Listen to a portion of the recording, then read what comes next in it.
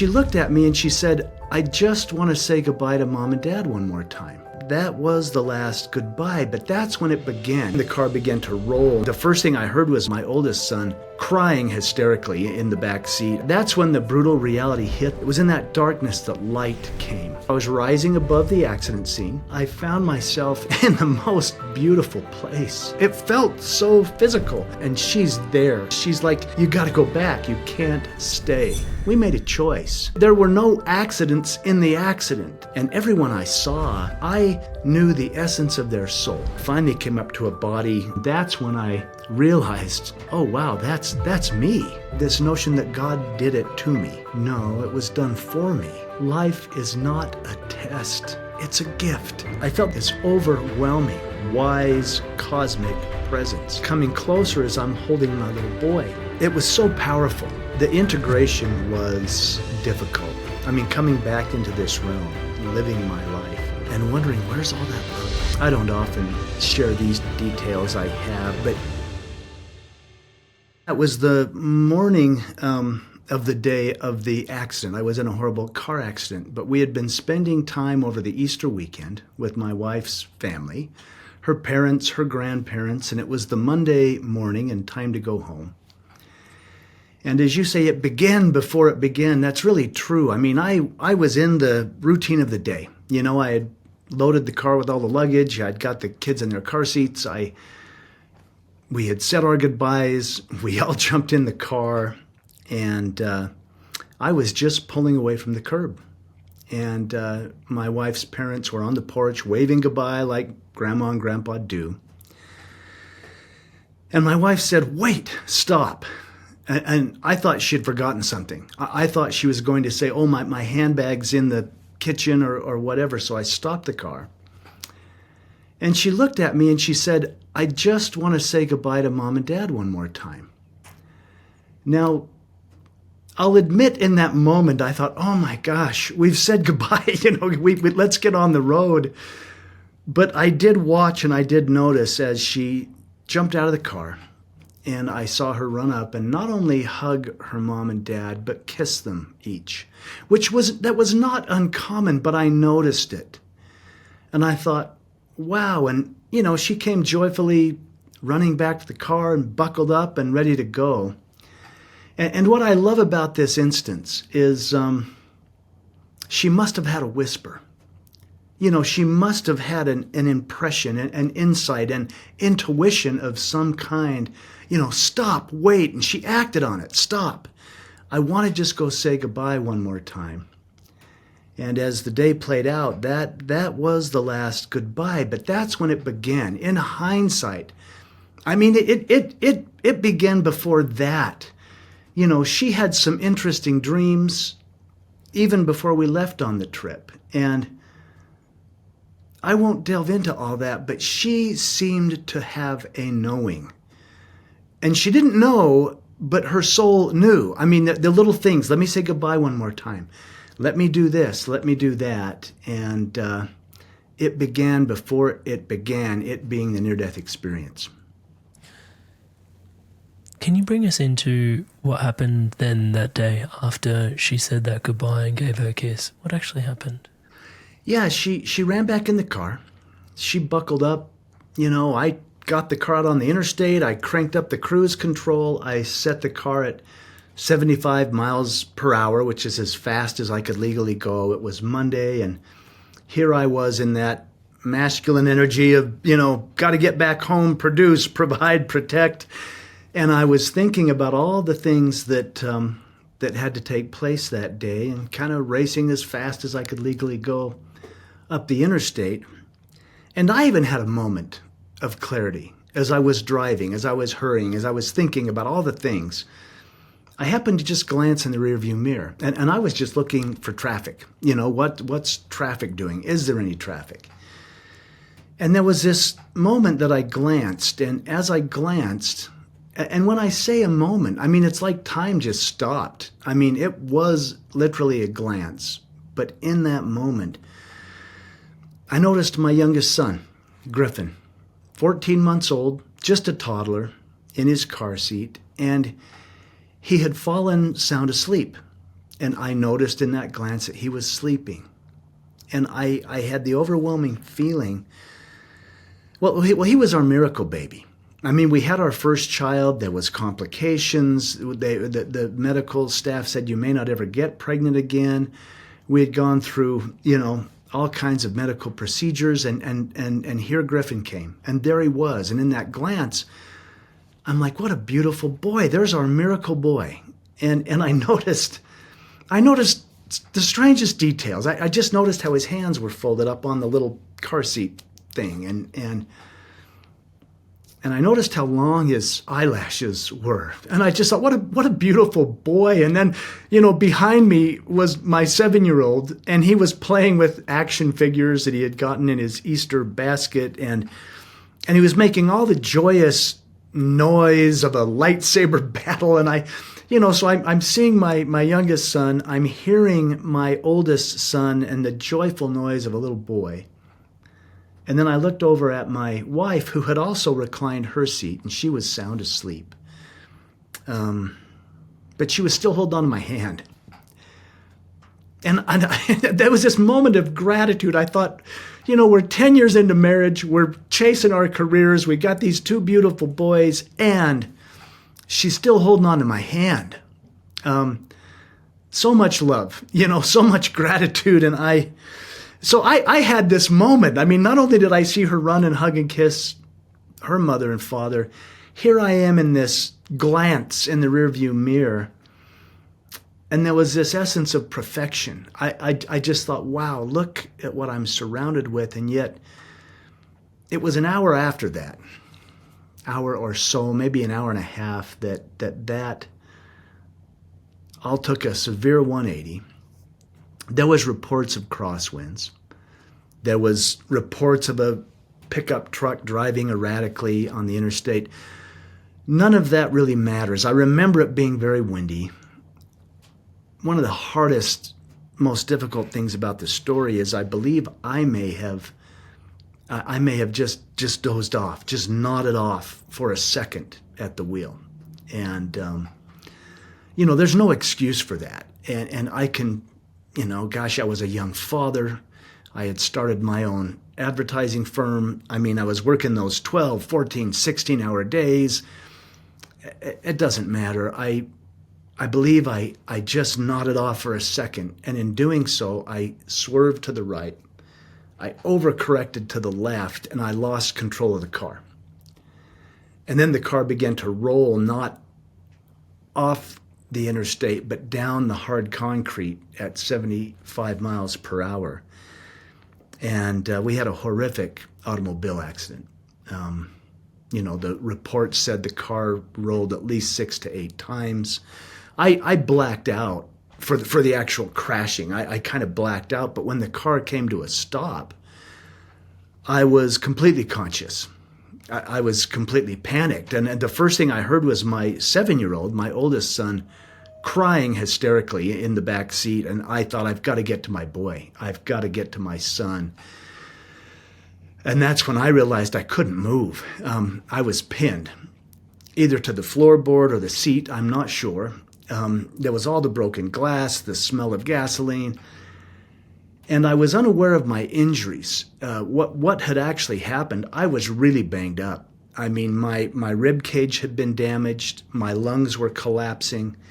Both of my legs had been crushed and shattered. In fact, the left leg was eventually amputated above the knee, just based on how badly it had been injured. My right arm had almost been torn off, and then the seatbelt had cut through and ruptured all my insides. I didn't know. The adrenaline was so big, and all I knew is I could hear my oldest son crying, and I wanted to get to him. But that's when the brutal reality hit that no one else was crying. It's been almost 3 decades, but as I go back into it,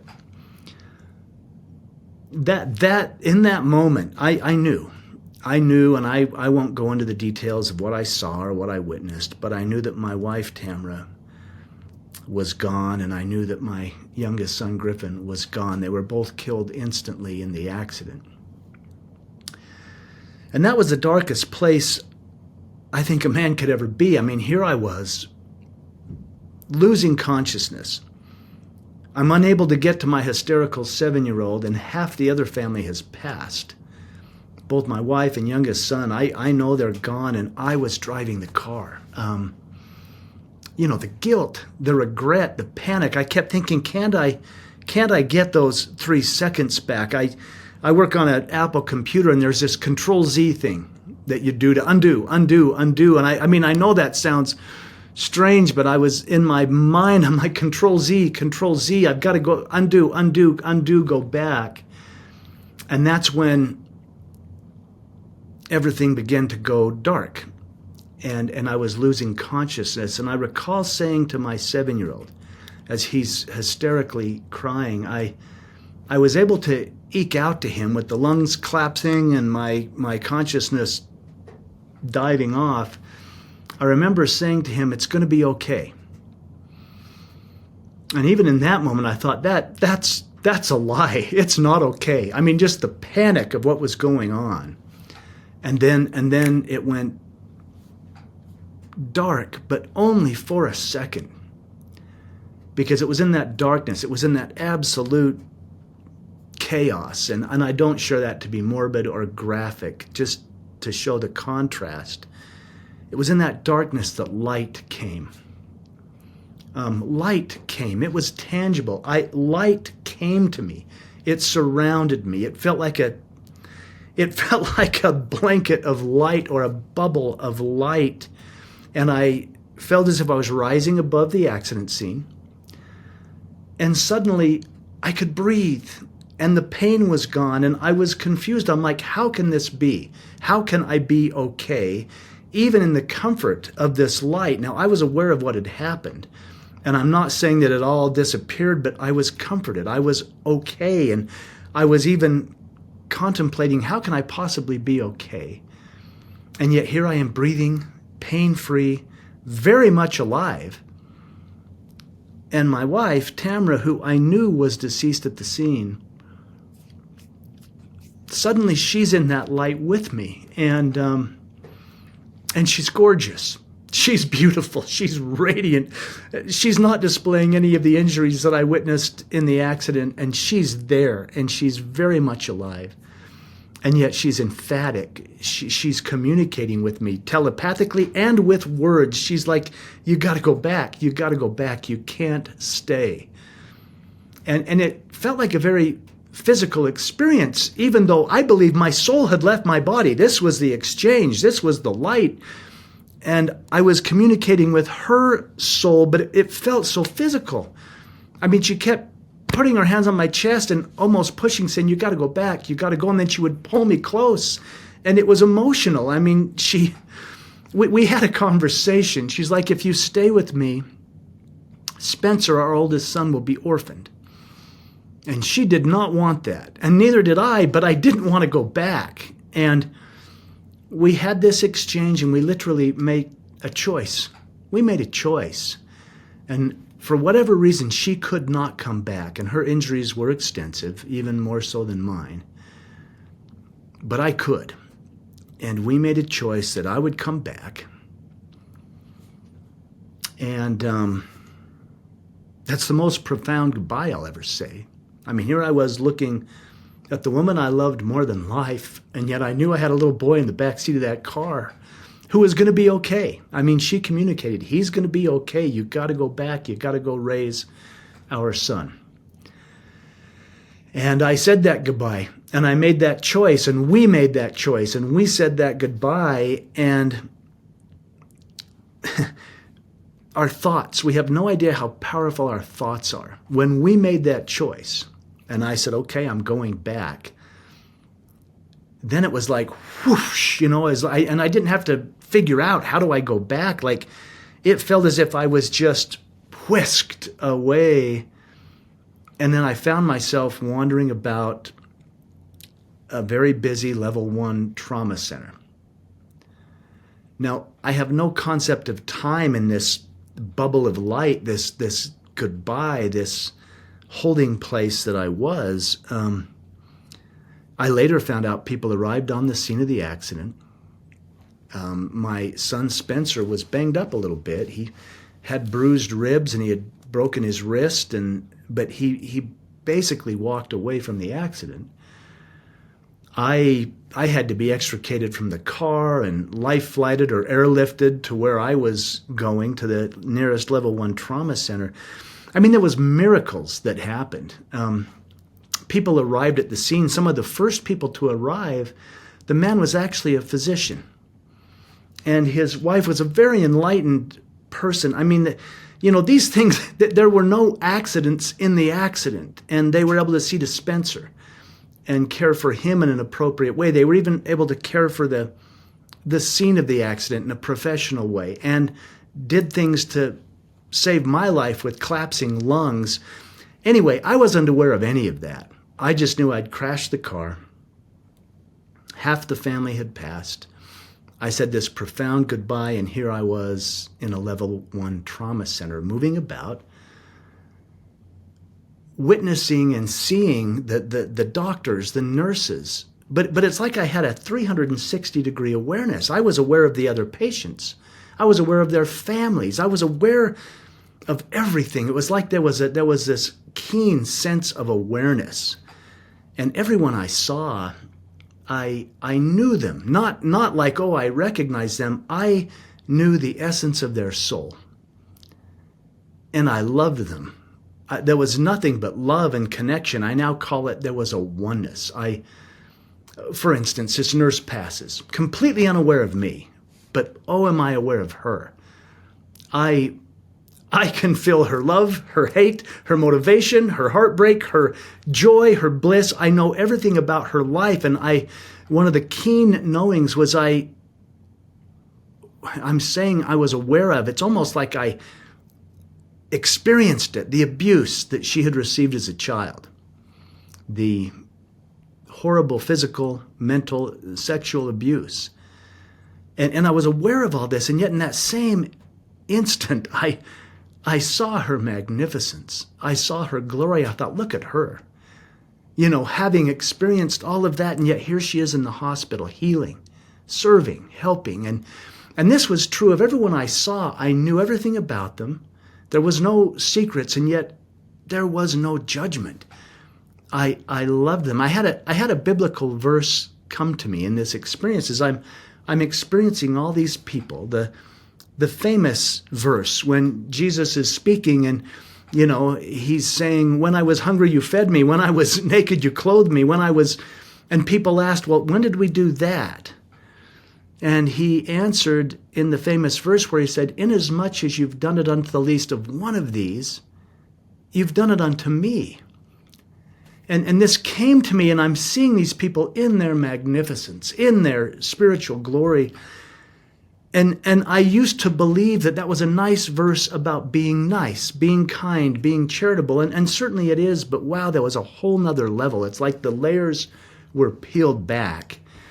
And I'm like, wow, the master knew. I am the man in prison. I am the stranger that simply wants acceptance and to be taken in. I mean, I was experiencing these people with such love. They were me, and I was them. And there was this depth to this teaching, this verse that I'd never experienced before. And it's like I knew it at a deeper level. And I was experiencing it at a deeper level. It just wasn't be kind. It was like, wow, they are me, and I am them. And I have no idea the path they've walked, except now I did know, and there was such deep compassion. Until I finally came up to a body, a man laying on the gurney. I didn't feel anything from it. I thought that was strange. So I stepped closer and looked, and that's when I realized, oh, wow, that's me. But it wasn't me. I was having this magnificent connected oneness experience, but there was my body. And I stepped up and looked, and oh man, it was so broken. I mean, the injuries were so extensive. And I had this profound sadness, but also this profound reverence for my body. There was more. It's like these verses, these things would come in. I mean, I recalled my body is a temple, and I'm looking at it and I'm like, wow, yes, I took it for granted. I didn't realize that I never had to remind my heart to beat. I didn't have to think about my lungs breathing. I didn't have to teach my eyes how to see. I thought, what a miracle our bodies are, and mine is so broken, and yet I had made the commitment, we're going to go back in. I'm going back into that temple, into that body, into that tabernacle, and what a miracle it is. And yeah, mine's busted up, but I had a whole reverence for what it was to be in a healthy body. And sure enough, I made the choice. I'm going back in. And again, I didn't have to figure that out. It wasn't like, it was the intention. It was the bold action. I'm going in. And then boom, I was back in the body. But back to the heaviness, back to the darkness, back to the heat, the weight, the grief, the guilt, the regret, the trauma, so heavy. And I was ventilated. They had a big tube doing the breathing from my lungs. My legs were obviously immobile, having been crushed. My right arm was immobile, having been torn out. They finally tied down my left hand because I kept grabbing at all the medical equipment. And I was in the hospital for 6 months. I had 18 surgeries in all, piecing me back together. I was in ICU. I may even get out of ICU, but then the infections were so horrible from the ruptured intestines, and I was throwing pulmonary emboli, the blood clots that lodge in your lungs, and I won't get into all the medical stuff, but I just learned a whole new meaning to be still. I had no choice. I was just there in it, but I had this profound experience, and it's interesting stuff. Inspired souls, living beings, I wanted to take a moment to thank all of you that are subscribed to this podcast. Everything you see around here is powered and empowered by your subscription to the channel. Thank you so much for your incredible love and support. And to all of you that haven't yet subscribed, some of you think you've subscribed, but please do check. You might not have, you'd be surprised. If you haven't yet subscribed, please hit that subscribe button just below. It's lighting up in the colours of the Inspired Evolution. Please hit that subscribe button, hit the bell notification icon, and join the movement. Join this community, spreading love, positivity, and wisdom like this together, touchwood, across the planet. Thank you so much in advance. And while we're talking about community, to take your roots even deeper into the Inspired Evolution community, you can join us in the Inspired Circle, where guests like Jeffery Olsen come on once a week to grace us and share insights. You as the audience get to ask your questions directly of these guests in the community. Also, we gather once a week to connect in meditation. We come together to community sharings, community offerings. A lot of good stuff is going on in the circle. You can check us out, inspiredevolution.com/circle. We'd love to welcome you there.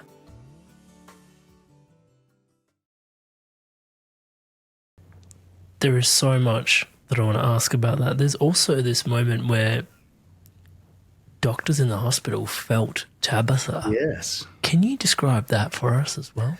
Yeah, and this is an amazing, this is quite unique because people can explain away the near-death experience. It's like, well, Jeff, you were completely traumatized, oxygen shut off to your brain, and you were hallucinating, and it was very real to me. But here's the beautiful part. When I was life-flighted into the hospital, and the attending ER physician was a man named Dr. Jeff O'Driscoll. And he wasn't even, he was overseeing. He wasn't right in my care. There was respiratory and orthopedic and brain. They had a whole team of surgeons working on me. But it was one of the nurses who went and got Dr. O'Driscoll, went and said, you've got to come down here. You've got to come down here. And he didn't really, he was busy. He was overseeing an entire level 1 trauma center, but she got him to come down into the surgical arena where everyone was working on my body. And both the nurse and the nurse was experiencing Tamra's spirit in the operating room. Now, Dr. O'Driscoll, he has gifts. He sees, and that's why she ran and got him. She knew he had this propensity, but she went and got him and brought him in, and he's actually written a book about this. But Dr. O'Driscoll shared that he came into the ER, into that operating arena, and that my wife's spirit was standing in the operating room, that he saw her. He said she was standing above the gurney, and he saw the same brilliance I experienced in my goodbye. I suppose in my goodbye, he was meeting her and saying hello. And it's amazing that I even ever found this out. They eventually came and shared this with me. It was so powerful for them. And when they came to share with me, they were telling me what had happened. And the doctor said, "Your wife communicated with me." And I said, "What did she say?" And he said, "She simply shared her gratitude for what we were doing to save your life." And I burst into tears. I said, "Of course she did. That's who she was, you know." And yet he had no idea who I was. That was the miracle. They came and shared this with a stranger. They didn't know that I had had an out-of-body or near-death experience. They didn't know that I'd made this deal to come back. And of course she was there, sending light, sending love, inspiring him and thanking him for what his team was doing to save my life. We'd become dear friends at this point. I trusted him. He was a doctor, you know, and I hadn't shared. I had told my mother and my little brother a little bit about what had happened to me. This was months after the initial accident that they came back and shared this. And quite honestly, I thought, he's a doctor. And I said, well, I had an incredible thing happen to me too. And I figured he's a doctor. If I'm nuts, you know, he can take me to the psych ward and he can get me the attention I need. But it was so real. And yet he had opened up a safe place for me to say, well, I had this, I had this out of body experience. And I shared with him what had happened. And you know, I don't know if we broke HIPAA rules or whatever, but he actually left his number and he said, "Look, I want to be in touch with you and we'll talk more." And we did. I mean, as I got out of the hospital and he continued to check in on me, we became friends. So this is one of the, Dr. Raymond Moody, who's like the father of the near-death experience, he said, this is one of those things where it's a shared death. Like, you're having a near-death experience, and yeah, oxygen may be cut off to your brain and you're in severe physical trauma, but here was two clinicians, professional medical staff, who have a profound spiritual experience, and their brains weren't shutting down. They weren't in physical trauma. They had perfect oxygen flow to their brains, and it is unique and it is interesting, and it doesn't matter. I didn't need validation. I knew what I experienced was real, but it did give me a clinical setting to talk about it, and they had no judgment. They listened. We actually became friends, and they had a spiritual experience too. I'm glad you asked that. I mean, thanks for bringing that up. We're still friends, the doc and I. It's really profound. Yeah, being a father, there's this really, you said the hardest part of your story is, potentially the moment that, the Control Z, I could just feel it as you were saying that, like, it'd just be such a natural place for the mind to want to go as you potentially nodded off. Or, I mean, the guilt is, I can't even go there with you, to be honest, like what you must have felt.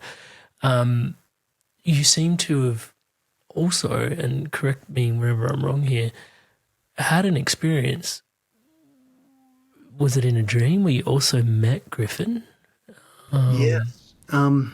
Yes, and this did that help with that? Can you how did you navigate the guilt? Is really my question, but I'm also fascinated. But you're asking such great questions, because the guilt, yes, so intense. I mean, early on, they had given me a self-inflicted or it was morphine. And the self-applicator thing, yeah. I could hit a button and it would inject morphine. I was in physical pain, but I got to tell you, it was the guilt. I mean, I would just hit that morphine button just to relieve, just to escape. I mean, I have a whole deep appreciation, or at least compassion, for addicts. I think any addiction, you're just looking for escape, and the guilt. I just had to escape the guilt. And yet there was an experience at the end of my hospital stay, which may have been the most profound, and this is what I believe you're referring to, because I carried that guilt. I was in the hospital for months. I was in ICU, surgical recovery, back to ICU, surgical recovery. Finally got into regular hospital, and I was in the rehabilitation wing. This is shortly before I was coming home. And I had a profound experience, and the guilt, the grief was so big. Even though I had had this beautiful out-of-body experience, it's tough to let go of the fact that I was driving the car. And I was in the rehabilitation wing, and I was going to be well. I was going to go home. I mean, my left leg was amputated above the knee, and they were healing that. My right leg was in a brace sticking straight out because they had attempted to rebuild the knee. My shoulder was all in a sling. They had attempted to reconnect all the muscles. They were doing shock treatment to get the nerves to grow. I had a colostomy bag handling all the intestinal problems. I mean, I was basically functioning with one working hand, and they were attempting to get me independent in the rehabilitation wing. And yet, what could I do? I couldn't get into the wheelchair. I couldn't deal with the colostomy bag. I couldn't even dress myself, but I was healing. And it was in this state that this experience came. And it was interesting because they had the colostomy and everything, because they had to leave the wounds open in my belly for months. I mean, the infections and all this stuff. I was getting better, and I was finally able to sleep on my side, which sounds like such a amazing deal, but that's how I naturally sleep. And my brothers were giving me a bad time. I'd laid so long on my back that all the hair was rubbed off the back of my head. I'd gone bald on the back of my head because I'd laid so long on my back, but now I could sleep on my side. And on this particular night, I fell into a deep, comfortable sleep. The strange thing, however, was I was sleeping, but I was aware, wow, I'm sleeping comfortably. I've slept, I've been unconscious, but I've never slept so peacefully. And as I was in this awareness, light came. That same light, that light that rushed to me at the accident scene, came to me in the hospital. And I'd been grieving so miserably, and I felt such comfort. And then it felt like I was rising above the hospital bed again. But this time the light, it dispensed, it went away, it disappeared, and I found myself in the most beautiful place. I mean, there's words, people say heaven, the spirit world, the other side.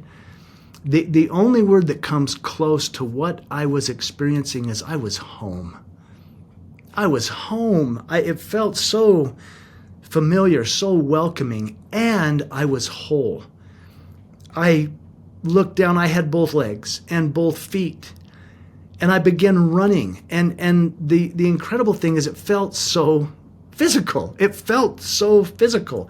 Now, perhaps my spirit has left my body and I'm in those beautiful realms, but I could feel the energy of the ground beneath my feet. I could feel the intelligence in my toes and my calves, and I'm running joyfully thinking I'm home and I'm whole and all is well, all is well. And then I got the knowing or the message I wasn't there to stay. And at that same time, there was this corridor off to my left, and I knew intuitively I'm to go that way. And I began going down this corridor. And as I made my way down the corridor, at the end of the corridor was a crib. Now, Griffin, my little toddler, that beautiful boy that I, glanced and looked at, he was still in a crib at the time of the accident. He was only 14 months old. Now, granted, he was sneaking out of it at night and up to mischief. And he was a mischievous little boy. But when I saw this crib, I was so intrigued, I ran to the crib. I had so miserably grieved my little boy. And I don't often share these details. I have, but I just feel in this setting, what had happened in the crash is the car seat had broken apart, and he had been ejected from the car. And it that undid me. It just gutted me. I'd laid there in the hospital, so much grief, so much guilt. And I raced to this crib. I these thoughts of Griffin and the grief, and I raced and looked, and there in the crib was my little boy, and he was perfect. He was as perfect as when I'd glanced in the rearview mirror and saw the details of his hands. And here I was looking at him, and I noticed the details again. I noticed how long his eyelashes were. And I swept him up in my arms. And it felt so physical. I mean, I picked him up. I don't know if you've ever picked up a sleeping child. There's a weight. There's a heat. And I held him next to me, and I could feel him solid. I could feel his little ribs expanding. I could feel his breath on my neck. And I leaned over, and I smelled his hair. All the senses, the heat, the touch, the smelling of, and I thought, this is my boy. I'm really holding my boy. And I didn't know, there was so many, I thought, how can this be? How can this be? But it was, and it is. And as I held him, I began to weep, and just, wow, there he was. And I felt this presence behind me, this overwhelming, wise, cosmic presence. And it's coming closer as I'm holding my little boy. And it was so powerful. I knew, I said, that's God. That's God. And I'm holding my little boy. And he's here because I screwed up and crashed the car. He's here because I fell asleep or I overcorrected, and I'm holding him weeping, and the guilt is bubbling up still, and this presence is coming closer and closer to where it's right behind me. And I'm weeping, and I'm holding my son, and I'm thinking, I have failed. I have failed the grandest test. My little boy's here. His life was cut short because I screwed up and crashed the car. And here I feel the presence of God behind me, and I had this thought. My thought was, I hope I can be forgiven. And it was in that thought, I hope I can be forgiven. And I'm holding my child. And this almost felt physical too. These divine arms wrapped around and just held us. And then there was just this download. It's like I became that. I was seeing things in a higher perspective, and yet I was still me.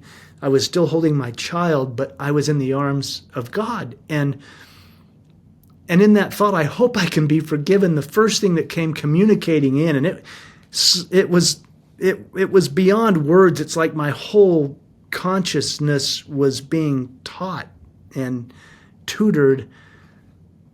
And in the thought, I hope I can be forgiven, the first communication came in, there is nothing to forgive. Everything's in divine order.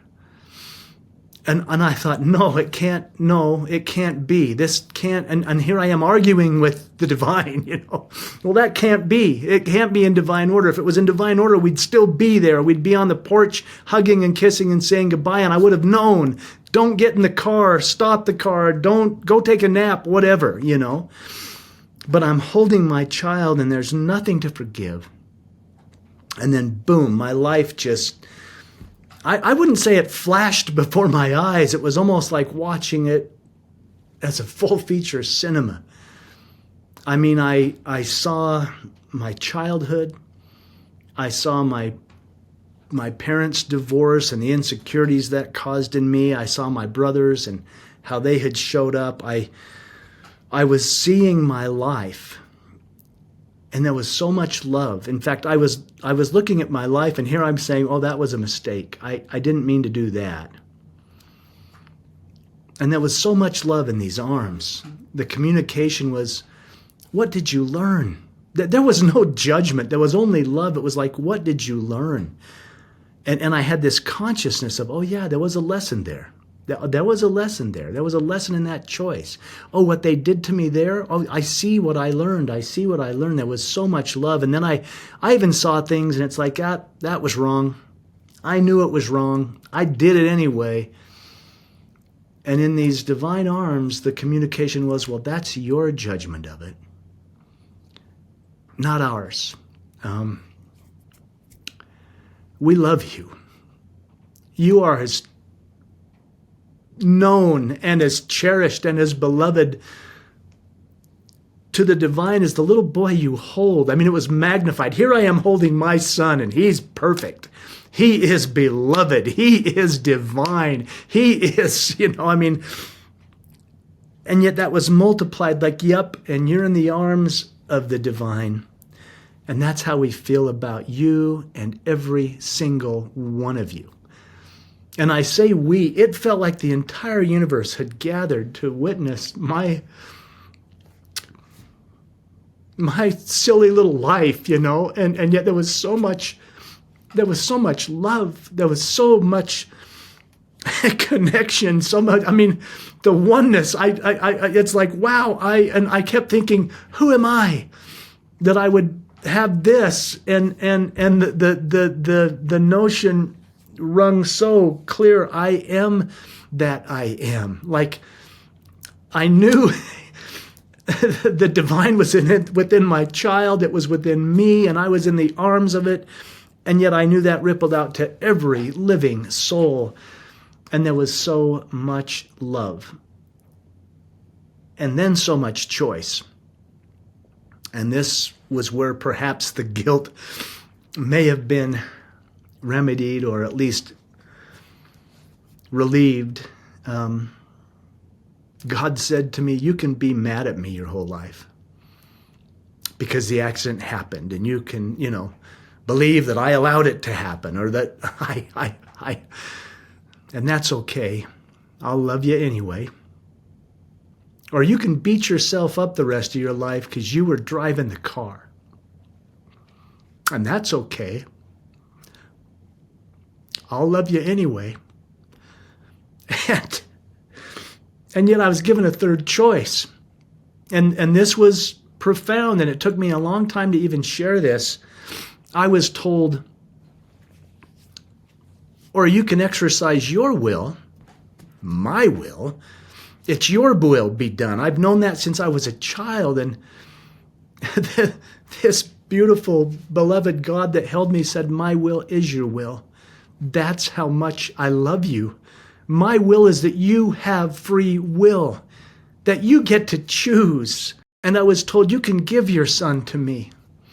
You can hand him over. You can let go and trust and exercise your will. And maybe it won't feel like he was taken. And you can hand over your wife too while you're at it and exercise your will. And in all that love, in all that beauty, in all that peace, and all that divinity, I kissed my little boy, and I gave him back. I handed him over. I realized maybe he never was mine anyway, And then, I'm back to the hospital bed, to the amputation and the colostomy bag and the braces and slings and yet with a little different perspective.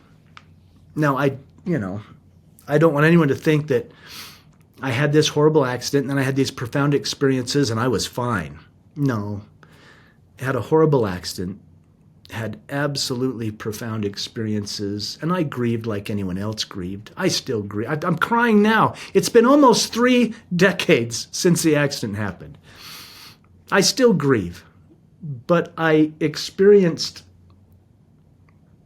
unconditional love. I experienced a love so pure, so powerful, so divine. It changed me. It changed me. And even when I came back, I didn't see the future. I'm not a psychic. But I had experienced something so powerful. I thought, well, wow, if I can be that, or if I can even echo that in some way to someone, this unconditional divine love that we come from. That's why it felt like home. Then perhaps that's why I'm here. And wow, that was the guilt piece. That's a long answer to a short question. Oh, thank you so much for sharing it. Hey there, Inspired Souls. Spirituality is not something we just talk about here at the Inspired Evolution. It's something we live and breathe with our entire beings. Whether it's in your career, your life, the way you lead in the world, or your relationships, it's at the heart of the way we believe life should be lived. And so if you're feeling out of alignment, or you can feel that there's something more, or you're feeling like you're not thriving in life, touch wood, the way that you ought to be, then we've got guidance to take you even deeper. You've got support from me one-on-one, and you've also got a like-minded, like-hearted community masterminding, master-hearting together through guidance together. And you don't have to take my word for it. This is how people all over the world have transformed through guidance. Everything just kind of fell into place, and now I'm on a path that I actually believe in and I'm excited about, because I feel like I'm becoming my best self. Over those 2 years, I have done so much. I can't believe where I am now. I'm thrilled where I am now. Not only was he a coach, but he became a divine presence in my life. You can show up to Amrit with all sorts of chaos in your life, and you leave feeling completely centered with some direction that is going to get you results. It's just magic. When you're in coaching with Amrit, you just flow with it all. I feel that I have access and connection to somebody who is deeply entrenched in my development. If you're thinking about it, just do it. You won't regret it. So what are you waiting for? If you feel the call, then join me on a call. amritsandhu.com/call. Link on screen now, and also at the top of the description in the show notes below. Join me in a call. Let's dive in deep to your path, onwards, upwards, and inwards from here. I'm looking forward to seeing you in a call. Go on, I'll see you there. I'm still processing the love of God and that will and our will, but we're in an interview, so I should probably ask another question. The piece that really is present for me, underlying also everything you've been sharing, is this knowing keeps rearing its head, Jeffrey. Yeah. Tabitha had this knowing before she hopped in the car. You said there was even some parts early to that which you didn't manage to share. There was parts where you're out of your body and then you're like coming in and you didn't have to know how to do any of that. There was just this knowing that that's what was right. I mean, running down this hall towards, there's a crib down there, like there's just this knowing. This knowing, like, have you stopped to reflect on the fascination of what is the source of that knowing? What is that knowing? You've used the word knowing a few times. Yeah, I have. And I don't, here's the thing, I'll give an honest response. I don't have anyone's answers. I'm not the guru. I have my own answers, or I've had my own insights, but this knowing, here's what I've embraced. My soul knows. I may not know in the conscious, third dimensional mind, but somewhere my soul knows. And I think of Jesus, Yahshua, whatever the reference, even when his life was coming apart. I mean, he's been scourged and he's taken away to be crucified by the Romans. He says, "For this cause came I into the world." There was a knowing, there was a knowing, and that doesn't mean it was easy. But when I was in the arms of God, of the arms of the divine, I had this profound sense that even I was eternal. And if I'm eternal, then you're eternal. Then we are eternal beings.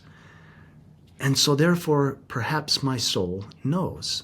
Now, in this third dimension and with this veil of forgetfulness or whatever it is that we don't know, somewhere deep we do. Our brain, our mind might not know but our soul has an essence of knowing. And Tamara, certainly she did. I mean, she didn't know that she knew here. But stop, wait. I'm going to go say goodbye one more time. I think the beautiful thing is she honored that. I think we all get whispers. We all get impressions, intuitions. I mean, they call it female intuition. Or maybe a male. I just had a gut feeling. And perhaps that's our souls that do remember or do know. Yeah, I do find myself saying that women are busy working on a seventh sense, while men are working on a sixth sense, because they seem to be more connected and more tuned in.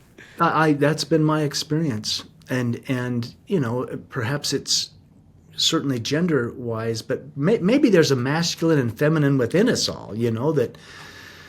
Maybe our masculine wants to figure it out, and yet maybe the feminine already knows and wants to inspire with intuition. But it is profound.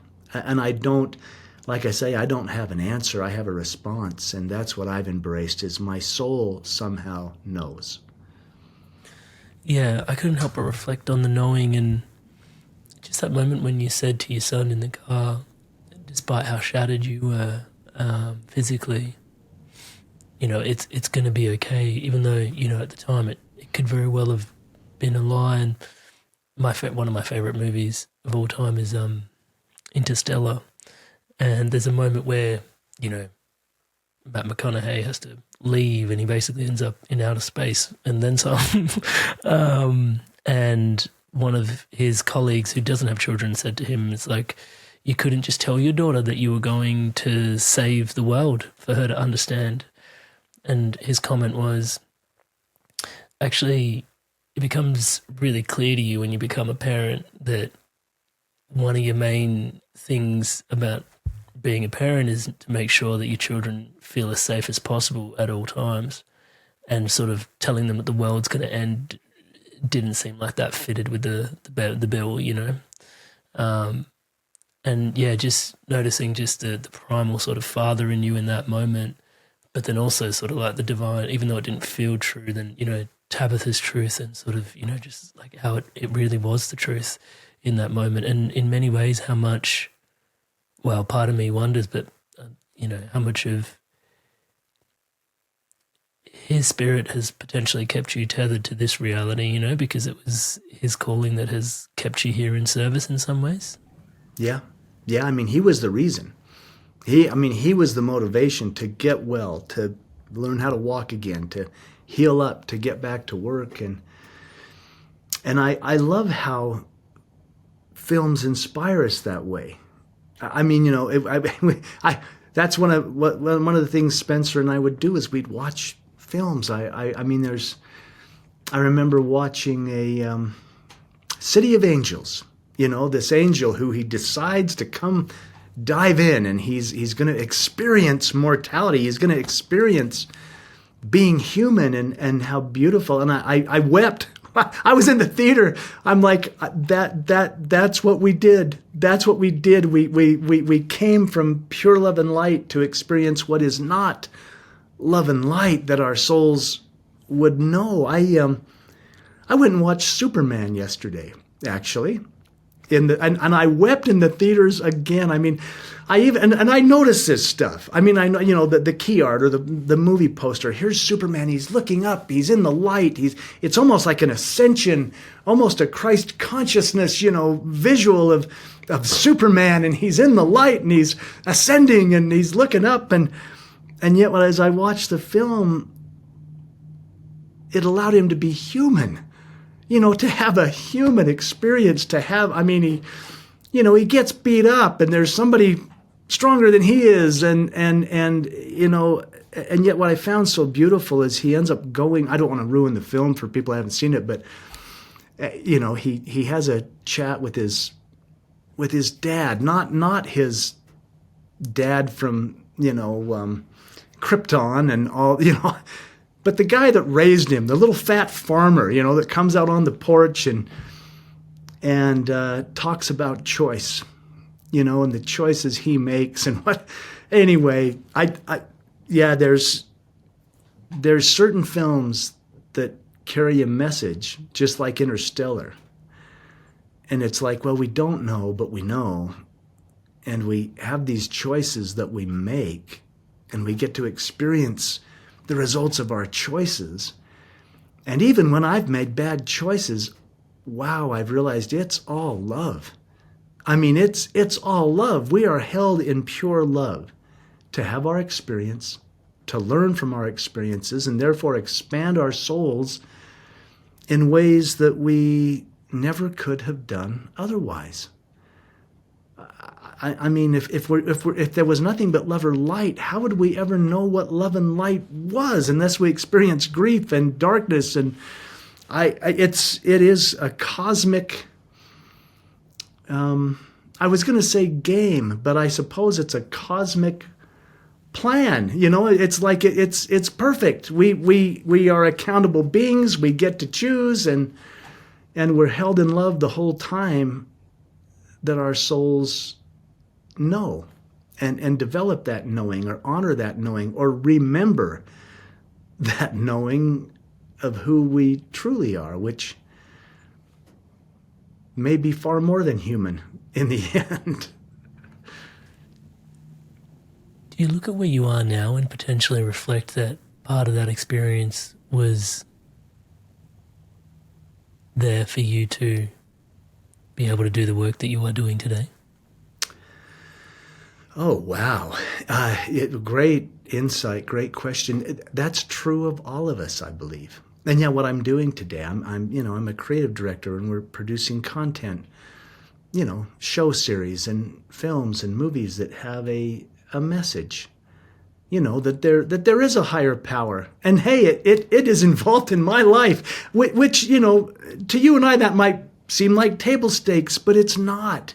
The world is, suffering in many ways, and there's challenges, and there's separation and division, and certainly there's things that are not love. And yet the deep question is it love that holds the context that we experience what's not love, that we may, of our own free will and choice, choose love, and therefore we solve it. We become love. We become unified. And I don't mean all the same. I mean, that's what's so beautiful to me, is the uniqueness of our souls and our genders and our decisions and our choices and our beliefs and our, we have far more in common as manifestations of God than we'll ever have separate in culture and belief. However, we don't always remember that. We focus on different beliefs or different cultures or different races or different, countries, or we always want to have an us and them. And yet, if we could somehow lean into we, it might not matter what we believe. We could just lock arms and walk in unity and love, and maybe heaven would be right here. Maybe there would be nowhere to go. Maybe it would just, maybe we'd say, oh, this is bliss. This is bliss. I don't know. Hey there, Inspired Souls. Here's someone from our community on the Inspired Circle sharing about her experience on the inside. Meeting with Gary Zukav was one of the most important moments of my life. There's a couple times where he was just talking us through something and it just hit. And I think it's because we shared the same space with him. Because you watch a lot of people online and it doesn't feel the same as when you're sharing space with somebody. Like that moment, that memory, that one little tick in time. It does feel very different once you have that kind of awakening and remembering. Different people are different stages of their awakening. So when I start talking in a certain way, it sounds kind of nutty. And so I can talk very freely among my circle members and feel that I'm heard and validated and welcomed. Everybody's been so nice and open and non-judgmental. We're all being brought together in some magical way. I just look forward to more connections and what we can do with it. I would say that if you're curious about joining Circle, or you feel that there's a calling to a community of like-minded people, that you should click the link down below and join. And it's super easy and super friendly and very affordable. And I would definitely recommend it. There's a piece that you were sharing there about the choice is this real fundamental. It's woven in with free will. I can feel it the way you're sharing it. The choice piece is interesting because you might, and as you were sharing the sort of, understanding the love and light, and also understanding that, if it wasn't for, space to be able to witness the love and light, then you wouldn't know the antithesis. And then also that point that you shared when you were there on the other side, and there was this question which was like, well, all the choices, even the ones that you loved and you didn't love, it sort of felt like it came out in the wash, or that it got completely reconciled, but there was this, what did you learn? Mm-hmm. That what did you learn element. That's sitting really deeply with me in this conversation as well, because it's like we may make, because we often, we're human at the end of the day, we may make enlightened choices. Oftentimes we don't, there's that element to it. But then ultimately there is that sort of check and balance, or like things, the circle gets squared by, getting to this point and going, well, what did you learn? Can you reflect on that with us, please? Yeah, because I've made poor choices. I've made choices that don't work in my life, even since then. It's like, oh, wow, that didn't work. And if I can somehow reach back into that love, into those arms that held me, I now, when I have the self-talk of, oh, wow, you really screwed that up, or you should have, or you could have, or why did you? I now refer to those things, the choices or the things I experienced that made me a better man. Because now I know. Oh, that choice didn't work for me. That didn't align. That's not in alignment with who I am. Therefore, how could it possibly work? But I feel we all do that. We all make choices. And some work really well, and some do not work, and some are perfectly aligned with who we truly are and our divinity, and some aren't. And yet, we're here to experience the opposites of all that.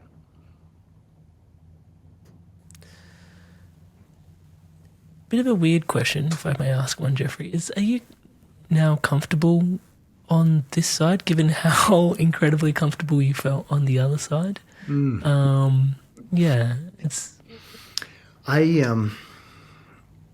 The integration was difficult. I mean, coming back into this realm and living my life and wondering, where's all that love? Where's the unconditional love? Where's that comfort? Where's that peace? I'm not experiencing that here. And there was a part of me that wanted to change the world.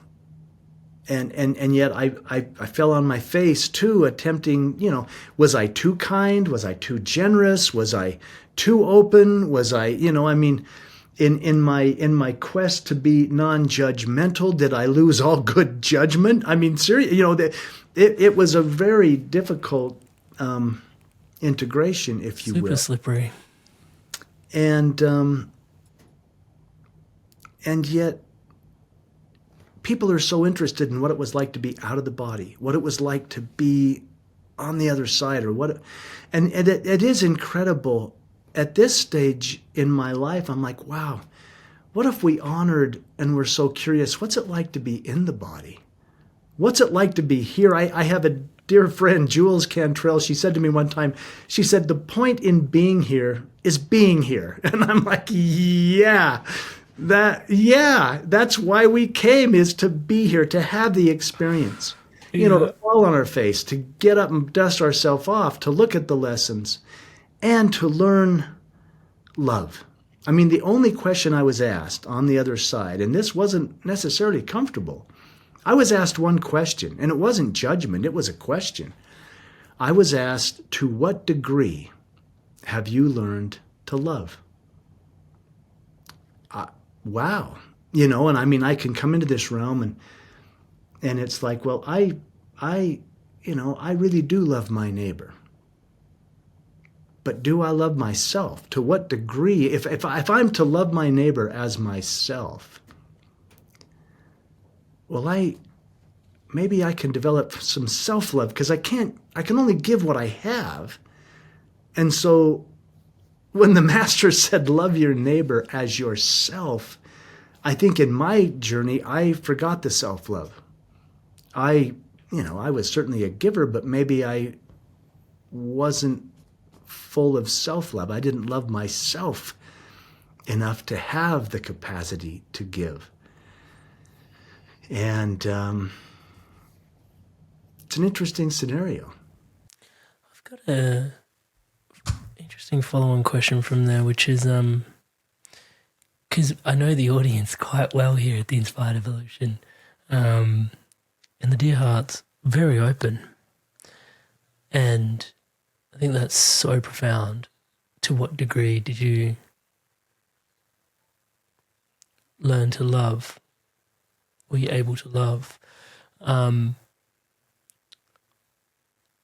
This is fear, I can feel it. But there's a fear in me that sort of then implies that they might actually open up in places where, again, it's navigating this 3D reality. At certain times it may not be the safest to. There are probably certain people that they deserve to probably put boundaries up with, but when they hear an instruction like, to what degree did you learn to love? And love is infinite, but in their incarnate form they're trying to open up to infinite love, but it may be toxic for them to do so. Yes. These boundaries, how do you navigate such boundaries in your experience? That's a beautiful insight. I'm so glad you said that. And for me, this is not my own, gosh, I can't remember who said this. It may have been Marianne Williamson in A Return to Love, her book, but what would love do? What would love do? And when I speak of self-love, boy, if I'm being abused or neglected or mistreated, then I can love myself enough to say, no more, I'm moving over here. That does not mean I don't love the other person. That does not mean I don't have love for them. I can even forgive them. But I can love myself enough to put the boundaries up, to say, no, I'm a child of God, and nobody gets to treat me like that. And then one might say, well, that sounds like arrogance. That sounds like, no, that is love. And what would love do in any given situation? Wow, I always consider myself, what would love do for me in that situation? I've made choices in my life, quite honestly, where I've become the doormat of love. It's like, oh, I'm going to be loving. I'm going to be compassionate. I experienced unconditional love. I'm going to love everybody. And you can end up making quite a mess, and perhaps that question, to what degree have I learned to love? It was when I began to turn that toward myself. To what degree have I learned to love myself? That's when things begin to shift. In fact, that's when forgiveness really came. I had these beautiful external, I'm in the arms of God, and he's saying all is in divine order. That was still an external validation. That was still an external thing that I was looking for approval with. But until I went inside, and the healing came from the inside out, of true self-forgiveness, true self-love, then could I finally truly love another.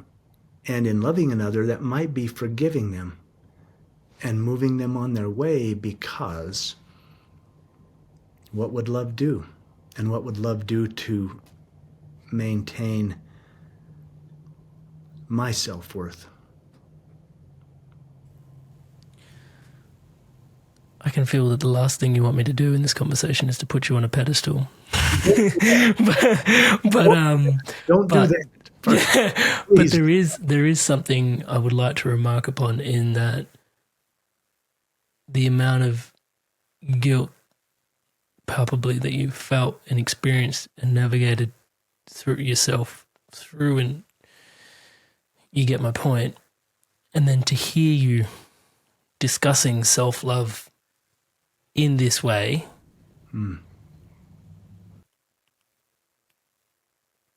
is quite a thing, Jeffrey. Yeah, it has. It is a thing. And you know, in all transparency, I still have my days. I still have days of self-judgment. And beyond the crash, my whole life will always be before the crash and after the crash. It is.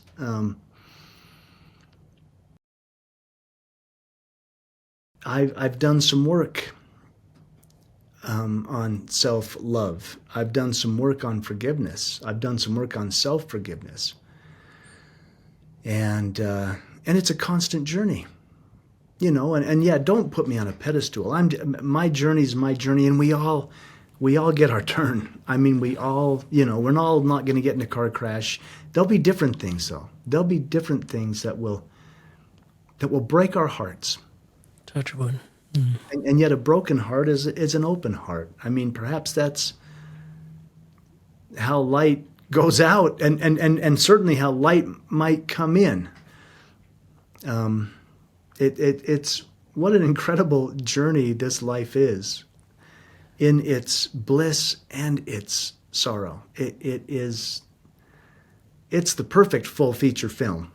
You know, and we got the whole ticket. Like we want the popcorn, we want the drink and the candy, and we're going to get the sticky floor and maybe gum under the chair too. You know, it's like From the previous patrons.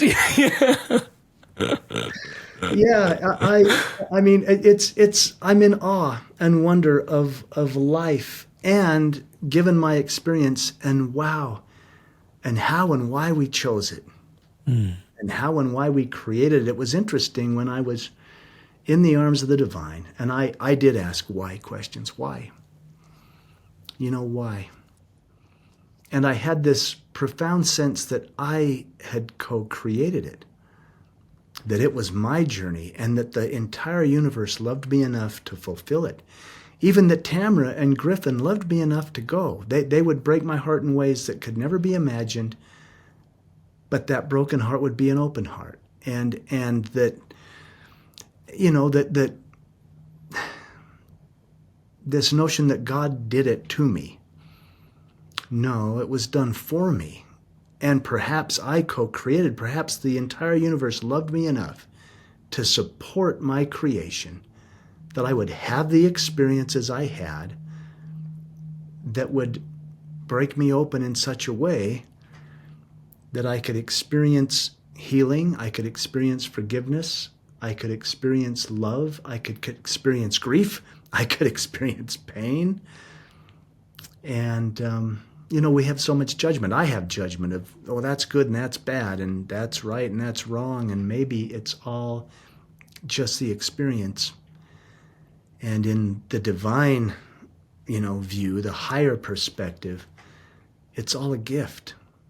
It's all a gift, and it's all temporary. We'll take whatever we learn with us when we go. And I've probably learned more in the really challenging times than I have in the joyful, blissful times. But I've learned gratitude. I mean, I've learned gratitude to a certain degree. I haven't. I'm not saying I have it all figured out. I really don't. I'm just fumbling through day to day to day, really just like anyone else. And I probably have an easier time than many. Gosh, I've got people around me that love me. I've got people around me that support me. I've got, you know, what do people do when they have to walk a journey like this all by themselves? You know, wow. I had an experience, you know, in the city with a homeless man. This has been a few years ago, but I was leaving the office. I was ready to head home, and this homeless guy came up and he wanted money, and you know, I'm gracious and generous, and he's going on, but I was in a hurry, and I wanted to get on my way, and I had that whisper to just look at him. Just look at him. And I looked right in his eyes. And it was so profound because suddenly, in my view, he became my brothers who had been so supportive to me during the accident. And he looked like my father. And then, as I'm looking at him, he looked like me. And I thought, wow, had I not had a family that loved and supported me, had I not had simple things like health insurance to cover my expenses, there's that old saying, but for the grace of God, there go I. And I'm looking at him and I'm like, wow, had I not had support and family and resources, I'd have been the guy strung out on the corner wondering where my next meal was coming from. And then in that moment, it transformed from me. He became divine. I was looking at the Master. I was looking at God. And it was strange because I teared up just like I am now, and I embraced him. I held him and I said, I know who you are. And he hugged me back. And he said to me, I know you know. And this was the antithesis of what divinity, the guy's smelly, I can smell alcohol and BO, but I love him. I'm looking at him and I see divinity, and I realize, wow, I could be in a church pew or I could be in the gutter, and I'm sitting next to a manifestation of God, and I'd have given him everything in my wallet. I'd have given him everything in my wallet in that moment, and suddenly he didn't want that. He just wanted to be seen and recognized and honored. Here we were, two grown men, hugging each other in the street. We're both bawling. And gosh, maybe that was as profound as being held by God on the other side. Maybe heaven was right here. There wasn't anywhere to go or to become or anything to do, but to be in that perfect moment and just experience life. Just experience a moment in a day of a life.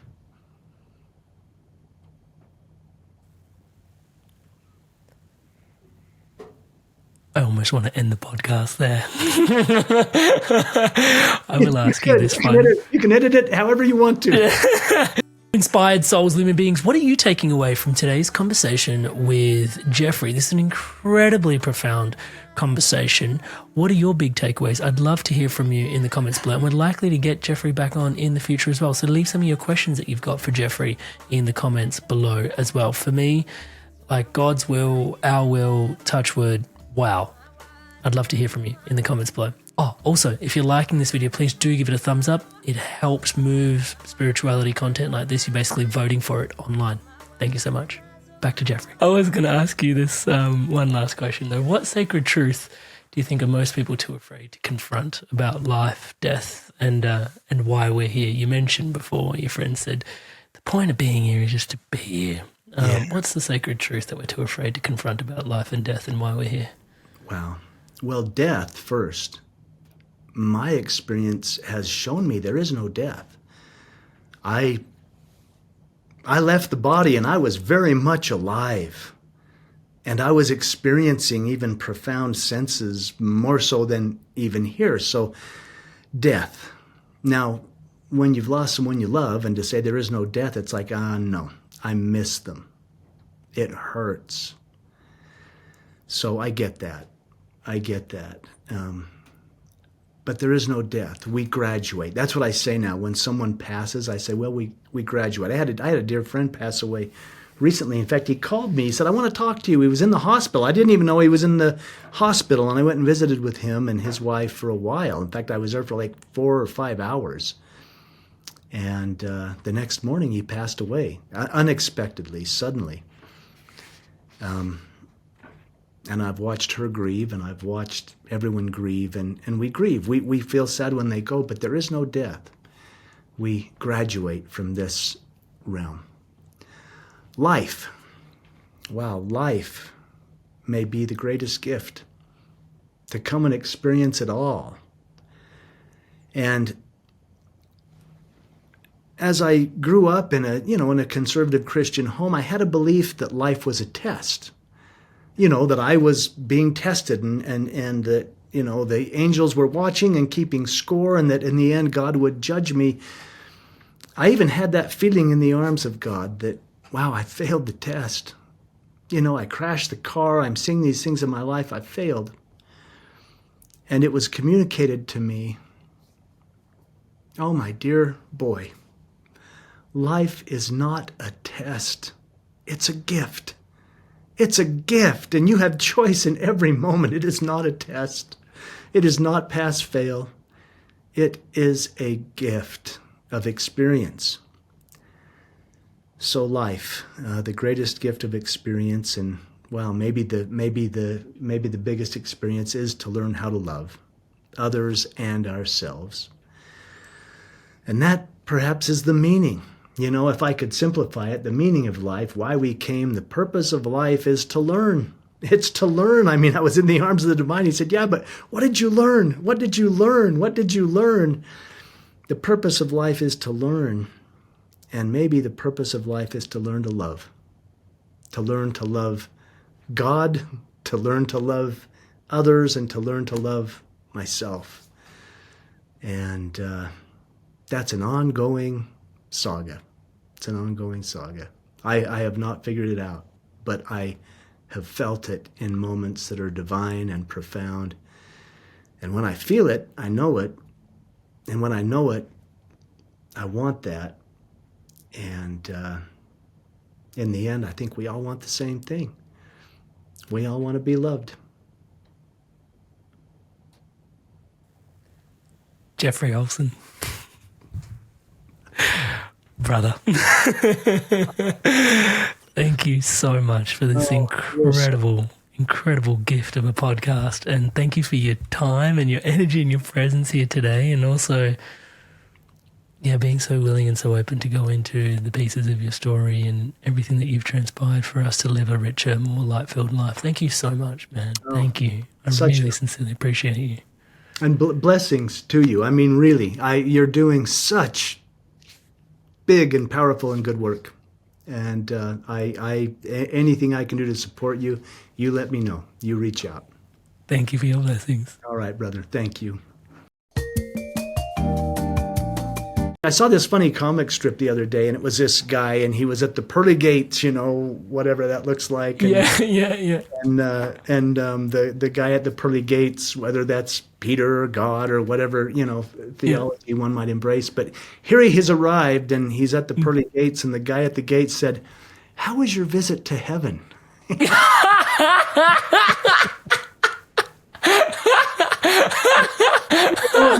and sometimes I'm wondering. It's funny. I was out in nature the other day.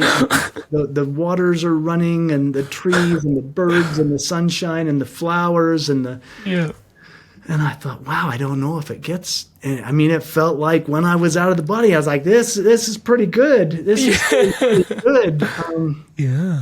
Yeah, I had an experience when I returned home. This is way back when I was coming out of the hospital, and I was in the wheelchair and had all the injuries.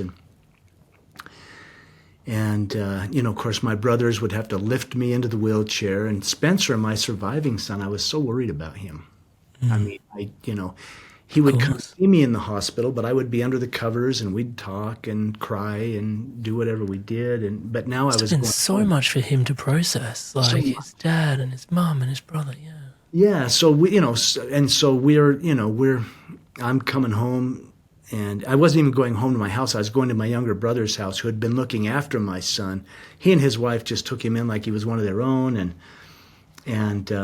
anyway, I was so concerned, and we're going home. I'm literally going to his house, and when we get there, we drive up in the driveway, and I can see Spencer looking out the window, watching as my brothers, his uncles, lift me into this electric wheelchair, which I'm in the brace and the arm, and I had the one left hand I could drive this little electric wheelchair with. And, the colostomy bag and the legs all cut off. And I'm like, how is he going to deal with this? And I begin, in the wheelchair, and he's looking out the window, and I begin to make my way to the ramp. My brothers had built a ramp so I could get in the house, and they were emphatic that I do it, myself. And anyway, Spencer comes running out of the house, and he's running toward me, and he runs right past me. He's 7, and I'm like, oh, it's too much, all the injuries, the leg cut off, and I was a little bit heartbroken, but I thought it's just too much. And so I began driving the wheelchair, and I turned it up the ramp, and I just looked over my shoulder to see where he went. And he'd actually run across the street, and he began knocking on all the neighbors' doors, and he starts shouting, come out, my dad has made it home, come see my dad. And he made the rounds, knocking on the doors, hollering, and then he came and he threw himself on my lap, which just about killed me because I still had all the, the suitcase. Oh, yeah. Oops, ouch. He threw his arms around me, and I began weeping because I'm like, here's my boy. My self-judgments are certainly not his judgments. And we had this funny exchange. He was a Star Wars nut, and yeah.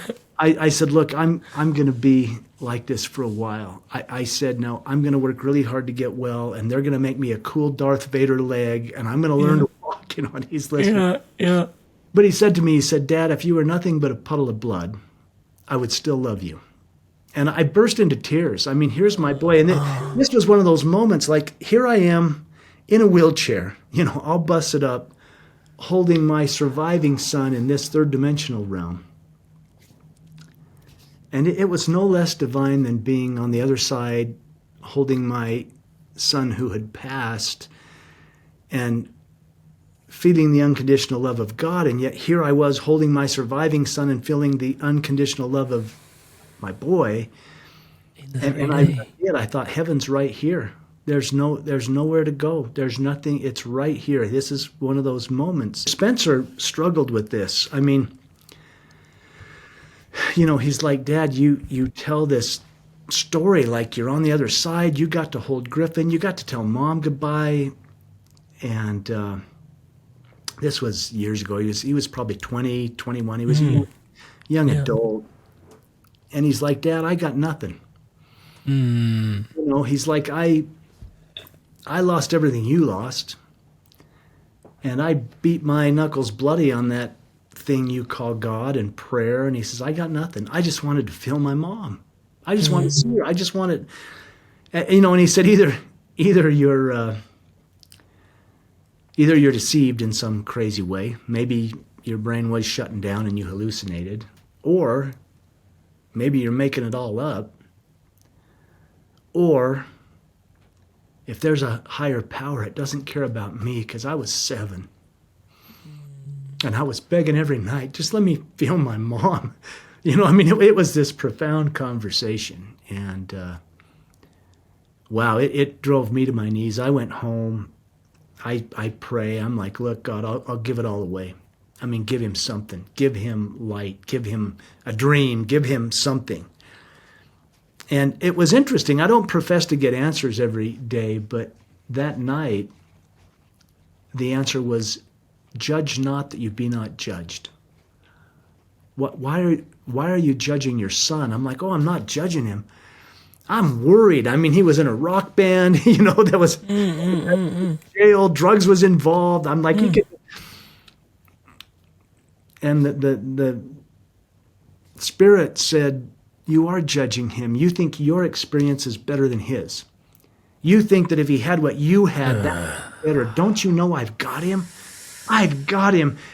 You had the perfect experience for the expansion of your soul. And having the perfect expansion for his soul, and they don't have to look alike. Stop judging your son. Your job, Dad, is to love him unconditionally. And I'm like, what if he goes to jail? God's like, perfect. Then that's the experience he had to come. I mean, it was this chastising, and yet Spencer's turned out beautifully. Anyway, he recently came to me, and we did a children's book. You know, some guys golf, some guys work on cars. He said, I want to do a children's book for all those kids that deserve answers and don't get them, like me. Anyway, we did this little book called Where Are You? And it was from the innocence of that 7-year-old, like, where are you? You know, I looked in the kitchen, I looked in the garden, I've looked in the sky, I've looked, and it comes around in a profound way where he realizes that oh, you're alive within me, and therefore you're everywhere. Now I see you in the kitchen, in the garden, in the sky. It's a beautiful little book. Inspired souls, lumen beings, you've made it through to the end of another incredible episode. Touch wood, my goodness. Jeffrey, one for your soul. Thank you so much for you tuning in to your inspirations to evolve. It is such an honor to be your brother walking this path by your side, guys. Thank you so much. Thank you, thank you, thank you. And to thank all of you that are subscribed to this channel. Everything you see around here is powered and empowered by your subscription to this channel. Thank you so much for your incredible love and support. And many of you think you are subscribed but aren't yet actually subscribed. So please do check. And if you haven't yet subscribed, please do take a moment. There's a subscribe button there. Please hit the subscribe button, hit the bell notification icon, and join this community, join this movement, spreading love, positivity, and wisdom like this around the planet together. It's a total co-creation. Thank you so much for your love and support. And while we're talking about co-creation and community, the Inspired Circle is here. Once a month, we get guests like Jeffery Olsen into the community where you can directly ask, as the audience members, you can ask questions of the guests. I kind of step out of the way and you basically get to ask your questions directly of these guests. So yeah, all sorts of guests coming on once a month to answer these questions. And it's a really, really palpable and felt and really incredible experience, if I can say so myself. It's always a real pleasure to see the depths of our audience and the questions that they're asking of these guests as well. I learn a lot, even just in that experience myself. And also once a week we get together, I lead meditations. We are also there doing community offerings, community sharings once a week, Sunday service. There's a lot of good stuff brewing in there, future events coming through as well. So yeah, check us out, inspiredevolution.com/circle. It'd be an honor to welcome you into the space if you can feel that call. So join us, inspiredevolution.com/circle. Also, you've watched this video all the way through to the end, so obviously you've liked it and enjoyed it, so please do give it a thumbs up and a like. It votes for spiritual content online in amongst all the other noise. If you want to see more content like this and champion it like that, please do give these videos that you're watching a thumbs up and a like. It votes for more content like this as we sort of raise that vibration together. Touch wood. On screen now, you'll notice one of the things Jeffery Olsen talked about was like Dr. Raymond Moody. We've had him on the podcast recently. It was an incredibly rich conversation again, even if I can say so myself. So the episode with Dr. Raymond Moody is also available right here for you to dive in even deeper. 45 years worth of near-death research, share-death research. He is the pioneer and coined the term near-death experience. My goodness, this was an incredibly rich conversation, touch wood. So please go check it out. I'll see you over there.